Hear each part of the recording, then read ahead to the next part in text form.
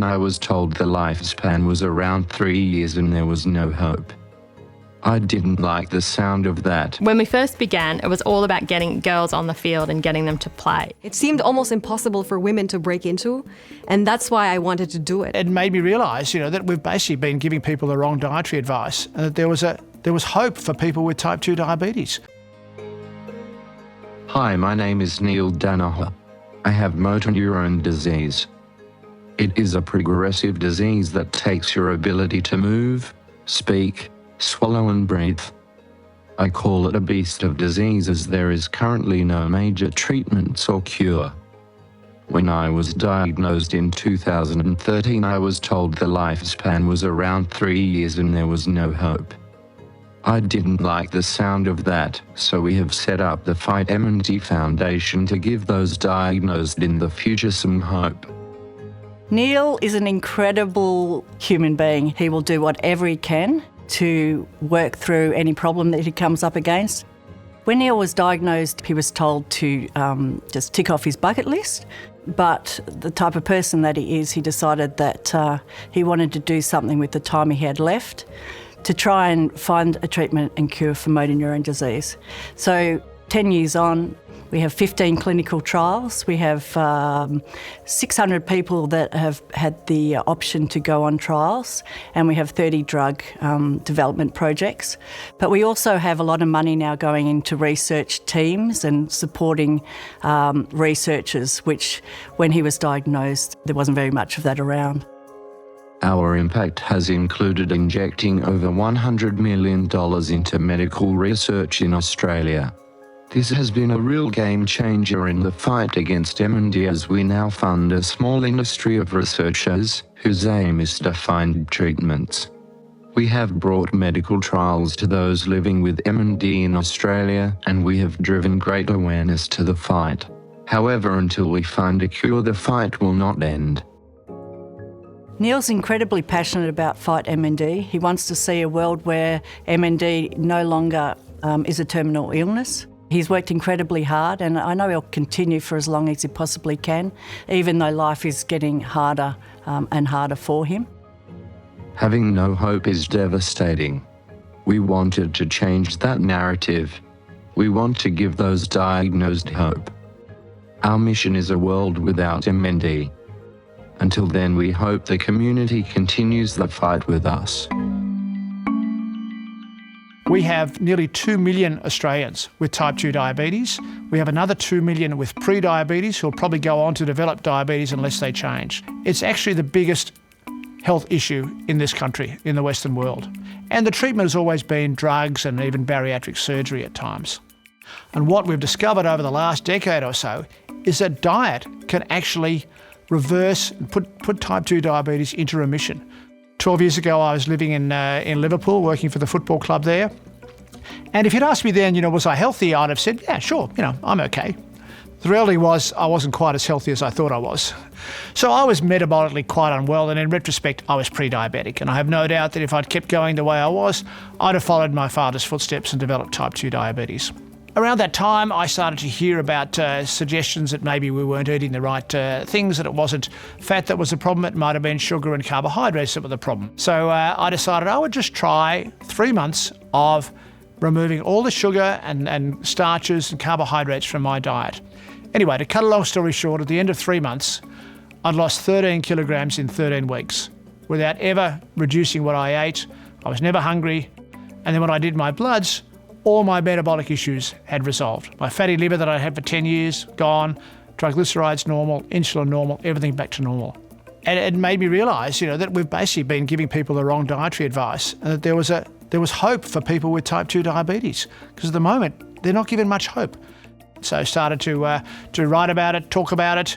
I started a charity called Sugar by Half with the aim of reducing the amount of added sugar by half. So the average Australian has about 18 teaspoons of added sugar a day. And the World Health Organization recommends no more than 6. So we thought, well, let's have a target, sugar by half.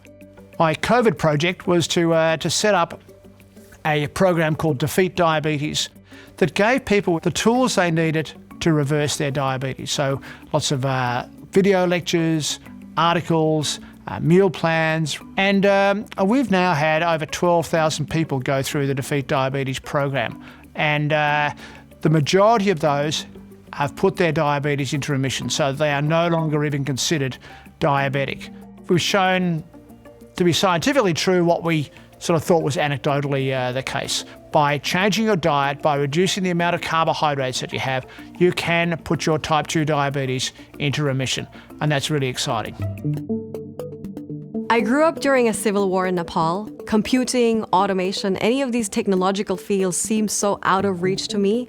It seemed almost impossible for women to break into, and that's why I wanted to do it. I just wanted to show everyone and show myself that it is for everyone and STEM is inclusive. My mission and my passion is to democratize AI, use and leverage technology to make human-centered technology impact, to basically create innovations that transform industries and to transform communities using the power of technology. I want to see a world where women come into STEM with confidence, understanding that STEM is for everyone, not feeling like they're left out. 1 in 4 Australians are currently digitally not included. That's a huge statistic given that we're moving into a world full of AI. We're entering this AI revolution, and if we don't start now, we're really going to be left behind. With SynchroWin, I see us transforming industries in mining, power, energy, ag tech, and manufacturing. We have created a manufacturing autopilot which reduces costs for manufacturers, reduces energy consumption, creates more sustainable solutions so that our industries can operate more efficiently. We're also doing education where we're impacting 40,000 girls with an education model that has become a world's first. And we're also doing Women for STEM where we're impacting 60,000 women and girls' STEM careers by giving them opportunities to upskill, network, and also learn more technology relevant skills. I have seen firsthand the impact of not being technologically included. And I think it's really important that everyone gets that equal opportunity and fair go. I hope we can bridge that gap in STEM and in technology and innovation. I was a soccer player myself. I began in my 20s and wish I discovered the game a lot earlier. I really absolutely loved it. I played in London and I played in Canberra, and then I came to the Darebin Falcons when I was in my 30s. I'd had 2 kids, and a few of the other players in the team and I had daughters ourselves. And we looked around the local area and there really wasn't a lot of opportunity for young girls to join clubs. So we thought we might start something. We began with 10 kids. Then by the end of the first year, it grew to 30.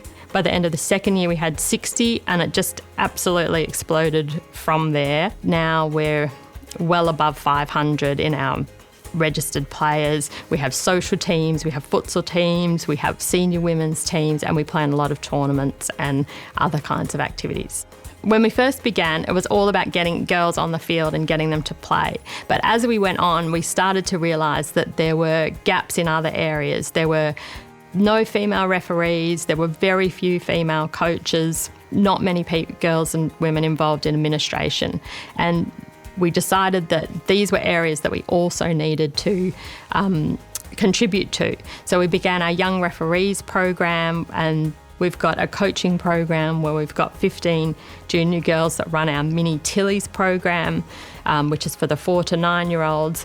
And then we're constantly providing leadership opportunities. We also have a lot of additional skills sessions that we run with A-League players and coaches. We have a goalkeeper training program because we know that it's not just about girls now wanting to have the opportunity to play, they want the opportunity to excel as well. So yeah, it's just really shown what an opportunity there was there for women and girls to play sport if the right environment was created for them. This is really important to me because I want my daughters to grow up with the same opportunities that their male peers have to be involved in sport. I really want to see gender equality in the sporting field.